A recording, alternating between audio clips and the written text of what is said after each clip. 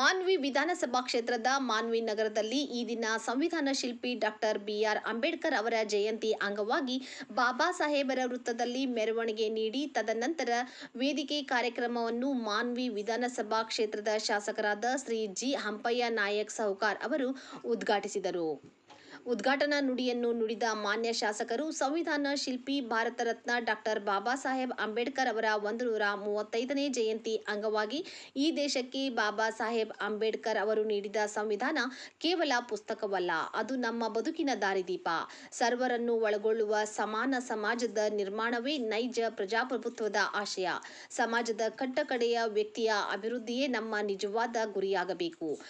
ನೊಂದವರನ್ನು ನಾವು ಹೇಗೆ ಸಮಾಜದ ಮುಖ್ಯವಾಹಿನಿಗೆ ತಂದಿದ್ದೇವೆ ಮತ್ತು ಅವರಿಗೆ ಎಂತಹ ಸೌಲಭ್ಯಗಳನ್ನು ಕಲ್ಪಿಸಿಕೊಟ್ಟಿದ್ದೇವೆ ಎಂಬುದು ಇಲ್ಲಿ ಅತಿ ಮುಖ್ಯವಾಗುತ್ತದೆ.